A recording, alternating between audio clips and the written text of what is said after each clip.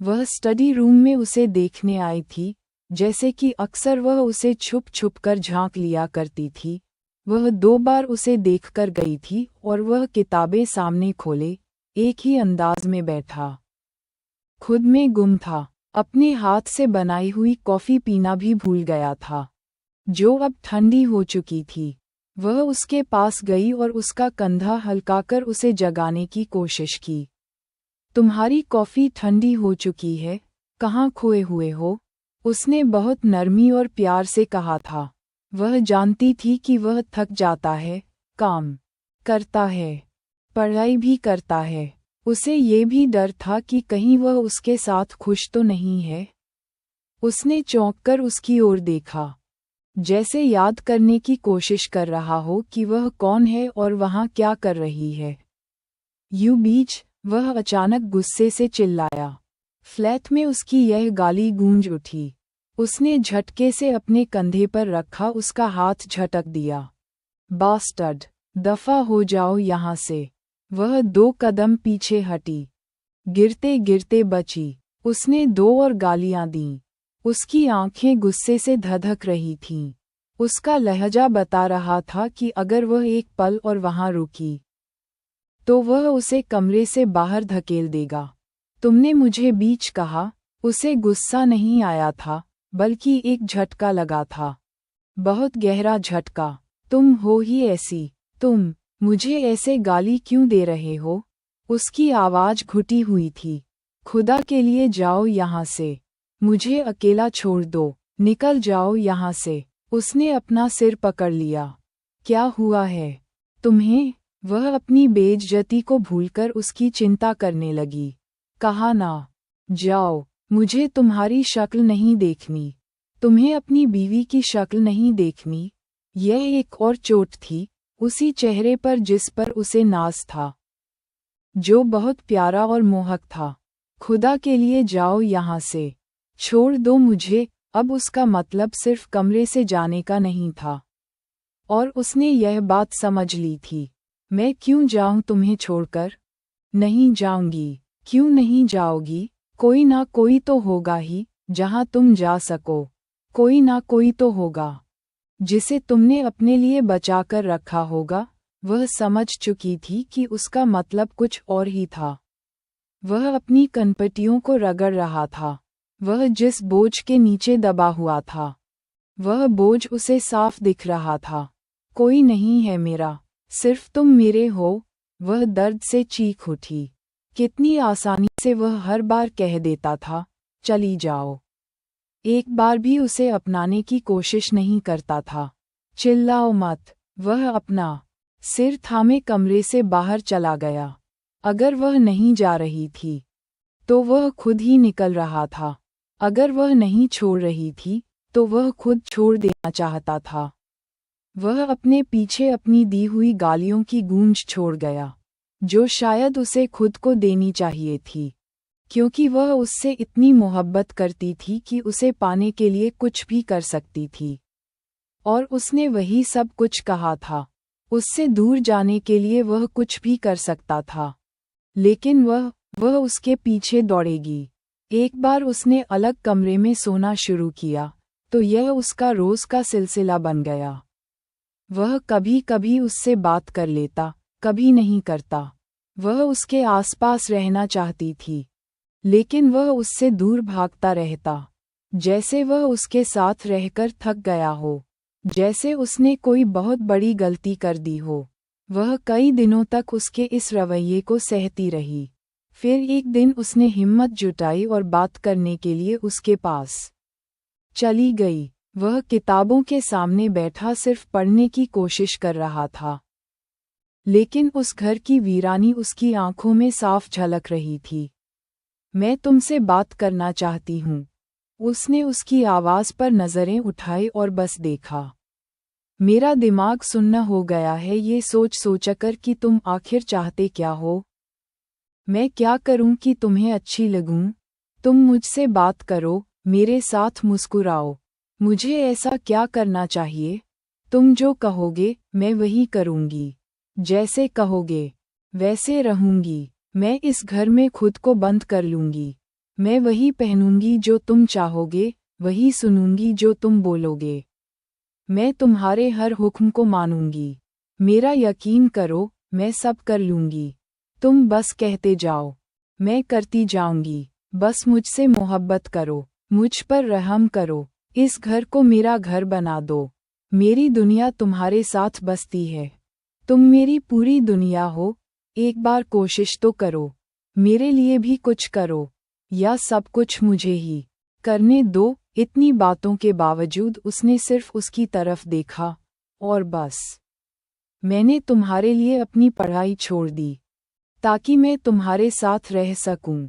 मुझे अपनी जिंदगी के वो पल नहीं चाहिए थे, जो तुम्हारे बिना बीतते। लेकिन इस घर में तुम्हारे साथ रहकर भी मैं तुम्हारे बिना ही रह रही हूँ। हमारी शादी को 1 साल भी नहीं हुआ और तुमने अपना कमरा अलग कर लिया है। तुम्हारी बीवी माँ बनने वाली है और तुम उसे भावनात्मक चोट पहुँचा रहे हो। तुम मुझसे प्यार नहीं कर सकते, लेकिन कम से कम सहानुभूति तो रख सकते हो, कुछ तो कर सकते हो। मैं कुछ नहीं कर सकता, हुरिया। मैं खुद बेख्तियार हो चुका हूँ। मेरा यकीन करो, हमारी जिंदगियों में जो कुछ चल रहा है, ये सब ठीक नहीं है। मेरे साथ भी कुछ ठीक नहीं हो रहा। मुझे तुमसे शादी करनी ही नहीं चाहिए थी।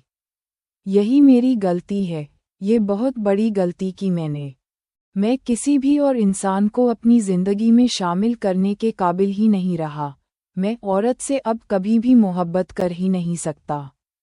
मेरे पास इसका सिर्फ एक ही हल है, तुम तलाक ले लो मुझसे। मुझसे जुदाई ही तुम्हारे लिए बेहतर है। इस बच्चे को भी तुम रख लेना। अभी वक्त है, तुम अपनी जिंदगी में किसी और को शामिल कर लो। तुम्हारा हक है कि कोई तुमसे मोहब्बत करे, वो सिर्फ तुम्हारा हो। तुम मुझसे जुदा होना चाहते हो? उसकी जान हलक में अटक गई। तुम्हें मुझसे हो जाना चाहिए। उसने नज़रें चुरा लीं, सिर्फ इसलिए कि मुझे तुमसे शिकायतें हैं। तुम उन्हें दूर करने के बजाय मुझे खुद से अलग होने के लिए कह रहे हो। उसने गमगीन नज़रों से उसकी आंखों में झांक कर पूछा, तुम मेरे साथ रहने की कोशिश भी नहीं कर सकते? तुम एक शौहर, एक बाप, एक दोस्त, कुछ भी नहीं बन सकते? मुझे नहीं पता। उसने बेचैनी से इधर उधर देखा। तुम्हें कुछ भी नहीं पता। जहाँ जहाँ बात मेरी आएगी, तुम्हें कुछ भी नहीं पता होगा। हाँ, मुझे कैसे पता हो सकता है? कैसे? वह चिल्लाया। वह सहम कर उसे देखने लगी। अब वह उससे शिकायत भी नहीं कर सकती थी, क्योंकि इसका अंजाम शायद जुदाई ही होगा।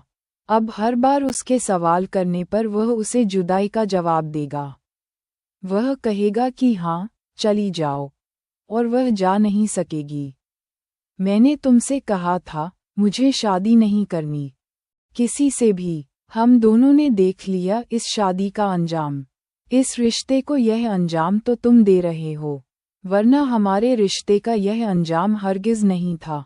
अंजाम तो अचानक ही सामने आ खड़े होते हैं, फिर सब कुछ खत्म हो जाता है। मैं कुछ भी खत्म नहीं होने दूंगी। तुम खुद खत्म हो जाओगी, जैसे मैं हो रहा हूँ। ये बात उसने उससे नहीं की थी, खुद से भी नहीं की थी। ये यकीनन उस जज्बे के लिए कही थी, जो दोनों के पास अलग अलग सूरतों में था। एक का बढ़ता जा रहा था, एक का मिटता जा रहा था। उसकी इस बड़बड़ाहट को सुनकर वह एक लफ्ज़ भी नहीं बोल सकी। क्या यही वह शख्स था जिसे उसने चाहा था, जो इजहार के नाम पर ये सब कहेगा, जो मोहब्बत के नाम से ही चिढ़ेगा, और उसे कोई फर्क नहीं पड़ेगा कि कोई उसकी मोहब्बत में कितना डूबा हुआ है? शिकस्त खुर्दगी से चलते हुए वह अपने बेडरूम में आ गई। एक ही घर में रहते हुए वह उसे याद कर रही थी। एक ही घर में रहते हुए वह उसे देखने को तरस रही थी। ये सब कुछ साथ रहते हुए था। अगर वह उससे अलग हो गई, तो वह मर ही जाएगी। काश मैं मर ही गई होती। इस शख्स से मिलने से पहले उसने खुद को कोसा। उसने सही कहा था कि उसका खुद पर इख्तियार नहीं। हुसाम की पैदाइश से भी कोई फर्क नहीं पड़ा था। अलबत्ता जब वह कुछ महीनों का हुआ तो उसने हुसाम को अपने बेडरूम में अपने साथ सुलाना शुरू कर दिया था। रात को जब वह उठकर रोता तो वह खुद ही उसे बहलाता और फीडर बनाकर देता। वह हुसाम को उसके पास नहीं लाता था। वह उठकर आ भी जाती तो भी वह यही कहता कि वह सब कुछ खुद कर लेगा।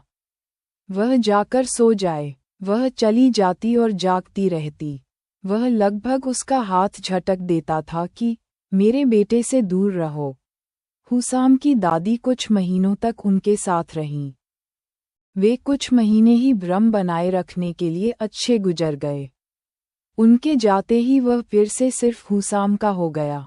उसने सिर्फ हुसाम को ही अपना साथी बना लिया था। रात देर तक उससे बातें करता, उसे सीने से लगाए रखता था। एक रात हुसाम देर तक रोता रहा। उसने कई बार कहा कि हुसाम को मुझे दे दो, मगर उसने नरमी से उसका हाथ परे कर दिया। मैं संभाल लूंगा हुसाम को, तुम जाओ। वह अकेले ही उसे संभालना चाहता था। वह अकेले ही सब कुछ करना चाहता था। तुमने खुद को अलग थलग कर ही लिया था। अब मेरे बेटे को भी मुझसे अलग कर रहे हो। यह मेरा बेटा है और मैं चाहता हूँ कि यह अपने बाप के साए में परवरिश पाए। उसका वही पुराना सख्त लहजा था। यह अपनी माँ के साए में भी बड़ा हो सकता है। इसकी माँ एक औरत है। तुम्हारी माँ भी औरत ही है।